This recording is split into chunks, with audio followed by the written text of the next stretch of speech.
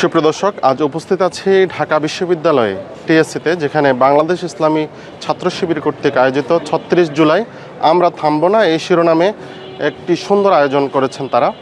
এখানে বিভিন্ন ধরনের ভিন্ন আঙ্গিকে বিভিন্ন ধরনের তথ্য এখানে উপস্থাপন করা হয়েছে। বিগত স্বৈরাচারের আমলের যত কুকীর্তি এবং যত নির্যাতন নিপীড়ন যা আছে এখানে বিভিন্নভাবে সেগুলো তুলে ধরা হয়েছে। এই তথ্যচিত্র প্রদর্শনীর মাধ্যমে বাংলাদেশ ইসলামী ছাত্র শিবির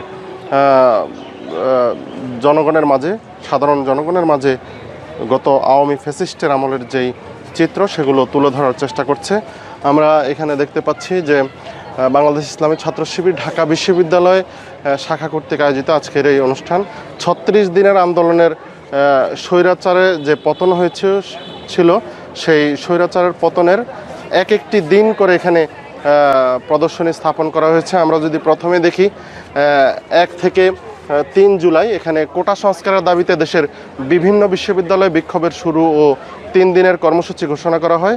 আমরা যদি ৪ জুলাই আসি, সেখানে ছাত্র ধর্মঘটের ডাক দেওয়া হয়।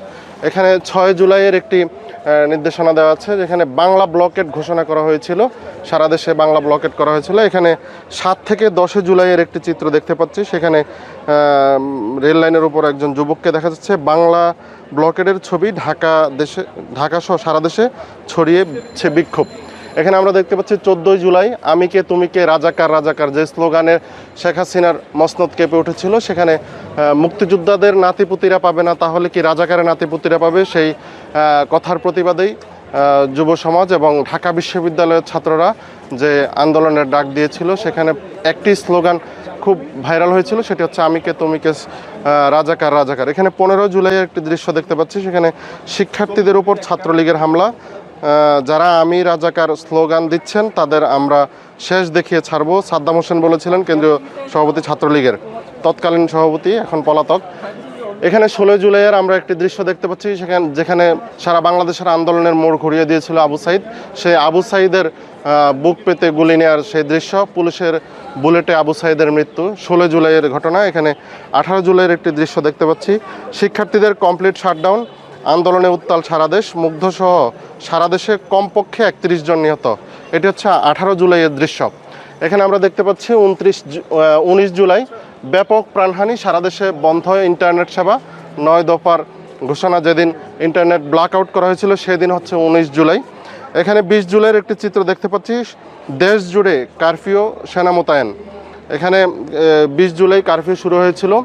এখানে ২১ থেকে ২৫ জুলাইয়ের একটি চিত্র দেখতে পাচ্ছি, স্বৈরাচারী ফ্যাসিস্ট হাসিনা যে নাটক অভিনয় করত সেই একটি দৃশ্য এখানে দেখা দিয়েছে।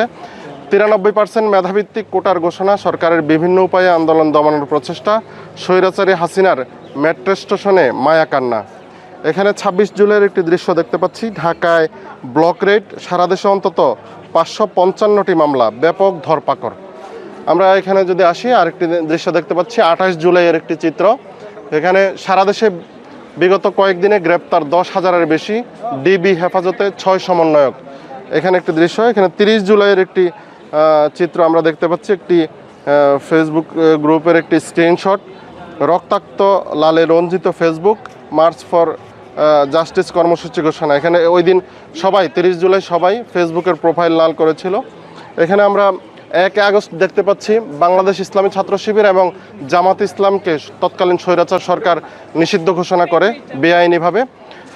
এখানে লেখা আছে সমন্বয়করা মুক্ত, জামাত ইসলামী ও ইসলামী ছাত্র শিবির নিষিদ্ধ করে প্রজ্ঞাপন জারি। ৪ আগস্টের একটি চিত্র এখানে দেখতে পাচ্ছি, আন্দোলনের রূপ নেয় গণ আন্দোলনের সাথে সর্বস্তরের মানুষের একাত্মতা ঘোষণা। আমরা এখানে দেখতে পাচ্ছি ৩ আগস্টের একটি এক দফার দাবিতে যে শহীদ মিনারের যে বিক্ষোভ হয়েছিল সেটির দৃশ্য। এখানে স্বৈরাচারী হাসিনা সরকারের পদত্যাগের এক দফা দাবিতে সর্বাত্মক অসহযোগের ডাক। ৩ আগস্টই এক দফা দাবি দিয়ে অসহযোগের ডাক দিয়েছিল। এখানে আমরা একটি দেখতে পাচ্ছি, একজন যুবক তার ভিন্ন আঙ্গিকে প্রতিবাদের চেষ্টা করেছেন।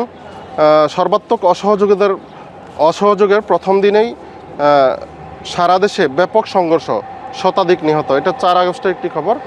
সর্বশেষ যেদিন আমাদের বিজয় হয়েছিল, বাংলাদেশ কলঙ্ক মুক্ত হয়েছিল, ফ্যাসিস্ট মুক্ত হয়েছিল, ঐতিহাসিক ক্ষণ স্বৈর শাসক শেখ হাসিনার পলায়ন।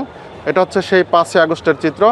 এটি হচ্ছে সেই গণভবনের চিত্র যেদিন মুক্তিকামী জনতা গণভবন দখল করেছে এবং স্বৈরাচারী শেখ হাসিনা প্রাণ ভয়ে তার দাদার বাড়ি ইন্ডিয়া পালিয়ে গিয়েছে।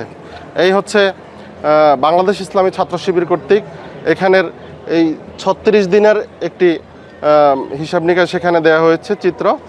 এছাড়াও বাংলাদেশ ইসলাম ছাত্র শিবির কর্তৃক আজকের যে এই আয়োজন 3 দিনব্যাপী, সেই আয়োজনে বিভিন্ন ধরনের প্রদর্শনী এখানে দেওয়া হয়েছে, যেটি মানুষ খুব উৎফুল্লভাবে উপভোগ করছে।